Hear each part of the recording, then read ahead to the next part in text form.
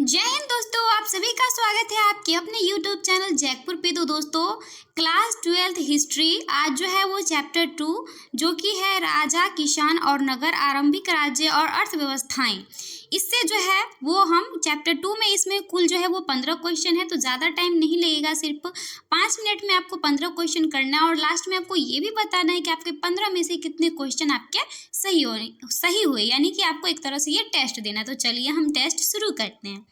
Okay, हमारा पहला question है कि अशोक के अभिलेख को सर्वप्रथम किसने पढ़ा था। तो देखिए, अशोक के जो अभिलेख थे वो सबसे पहले खोजा गया था 1760 ईस्वी में पादरेटी फैंथलर के द्वारा। और सबसे पहले पढ़ा किसने, तो वो पढ़ा था जेम्स प्रिंसेप ने 1837 ईस्वी में। ओके, आई होप आपको ये क्वेश्चन क्लियर हो गया होगा। तो हम नेक्स्ट क्वेश्चन की ओर बढ़ते हैं, दूसरा क्वेश्चन देखते हैं। दूसरा क्वेश्चन है हमारा कि अभिलेखों में देवनाम प्रियदर्शी किस राजा को कहा गया है। तो अभिलेखों में देवनाम प्रियदर्शी जो है वो अशोक को कहा गया है। तो ऑप्शन ए इज द हमारा करेक्ट आंसर हो जाएगा। नेक्स्ट क्वेश्चन देखते हैं डियर फ्रेंड्स। हमारा नेक्स्ट क्वेश्चन है कि बौद्ध और जैन ग्रंथों में कितने महाजनपदों का उल्लेख है। तो आपको पता है कि महाजनपदों की संख्या कितनी है, 16। और किस बौद्ध ग्रंथ में, तो अंगुत्तर निकाय बौद्ध ग्रंथ में। और जैन ग्रंथ कौन है, तो भगवती सूत्र में। तो बौद्ध ग्रंथ अंगुत्तर निकाय और जैन ग्रंथ भगवती सूत्र में जो है ये 16 महाजनपदों की चर्चा है। नेक्स्ट क्वेश्चन देखते हैं, मगध महाजनपद की प्रारंभिक राजधानी कहाँ थी। राजगृह, पाटलिपुत्र, कन्नौज या उज्जैन। तो ऑब्वियसली मगध महाजनपद की जो प्रारंभिक राजधानी थी वो कहाँ थी, तो वो कहाँ थी, राजगृह थी। कहाँ थी, राजगृह थी। और दोस्तों आप लोगों को एक तरह से टेस्ट है, ये समझिएगा और लास्ट में ज़रूर बताइएगा कि आपके कितने क्वेश्चन सही हुए हैं। नेक्स्ट क्वेश्चन है कि इंडिका किसकी रचना है। तो दोस्तों इंडिका जो है वो मेगास्थनीज की रचना थी। और इंडिका में जो है भारतीय समाज को 7 वर्गों में बांटा गया, जिसमें दास प्रथा की चर्चा नहीं थी। और मेगास्थनीज कौन थे, तो मेगास्थनीज जो थे वो सेल्यूकस निकेटर का राजदूत था, जो चंद्रगुप्त मौर्य के दरबार में रहते थे। दूसरा क्वेश्चन है अगला कि द्वितीय नगरीकरण के नगरों को क्या कहा जाता है। द्वितीय नगरीकरण के नगरों को क्या कहा जाता है। तो द्वितीय नगरीकरण के नगरों को जो है वो लौह युगीन कहा जाता है। तो option C is the correct answer हो जाएगा। नेक्स्ट क्वेश्चन है हमारा कि समुद्रगुप्त की प्रयाग प्रशस्ति की रचना किसने की है। तो समुद्रगुप्त की प्रयाग प्रशस्ति की रचना उनके जो दरबारी कवि थे बाणभट्ट, कौन थे, बाणभट्ट, उन्होंने जो है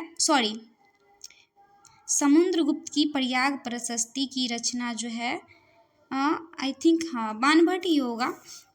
समुद्रगुप्त की प्रयाग प्रशस्ति की रचना उनके दरबारी कवि हरिसेन, बाणभट्ट ने किया। तो option B is the correct answer हो जाएगा। नेक्स्ट क्वेश्चन देखते हैं दोस्तों।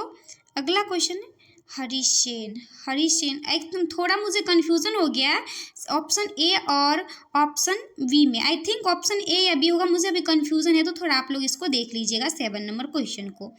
अगला क्वेश्चन देखते हैं, 8 नंबर क्वेश्चन है हमारा कि भारत का नेपोलियन किस शासक को कहा गया है। तो दोस्तों भारत का जो नेपोलियन वो किसे कहा गया, समुद्रगुप्त को कहा गया है। और समुद्रगुप्त को जो है वो गुप्त वंश के शासक थे और इन्हें जो है भारत का नेपोलियन जो है वो V.A. स्मिथ ने कहा था। किसने कहा था, V.A. स्मिथ ने कहा था। ओके, अगला क्वेश्चन देखते हैं दोस्तों। उसका आंसर जो है वो आपका हरिसेन ही हो जाएगा, क्योंकि बाणभट्ट जो थे वो हर्षवर्धन के राज दरबारी कवि थे। ओके, अगला क्वेश्चन है 9 नंबर हमारा, हर्षवर्धन के राज कवि कौन थे। तो हर्षवर्धन के राज कवि जो थे वो बाणभट्ट थे। कौन थे, बाणभट्ट थे। नेक्स्ट क्वेश्चन देखते हैं हमारा अगला क्वेश्चन। नेक्स्ट क्वेश्चन है हमारा कि अशोक के धम्म की लिपि क्या थी, मतलब उसकी जो भाषा थी वो क्या थी।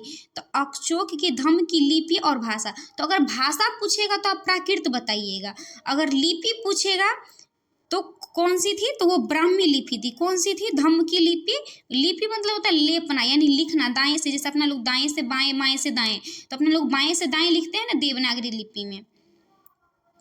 नेक्स्ट क्वेश्चन देखते हैं 11 नंबर।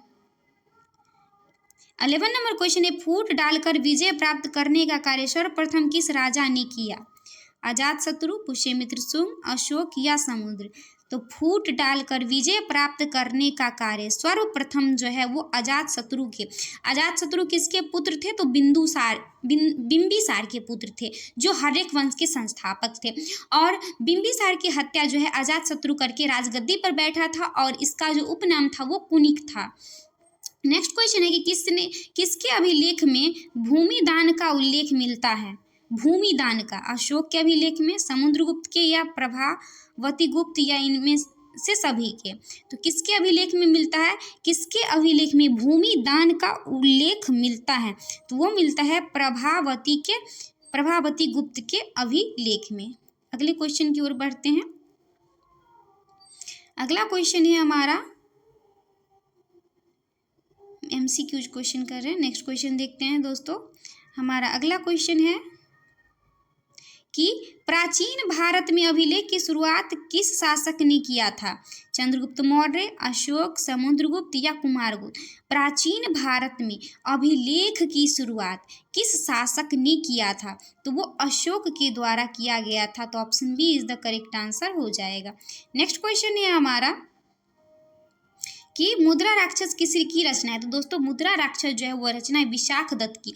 और मुद्रा राक्षस में जो है वो चंद्रगुप्त के बारे में बताया गया, जिसमें चंद्रगुप्त मौर्य को जो है वो निम्न कुल का बताया गया है, यानी कि वृषल बताया गया है।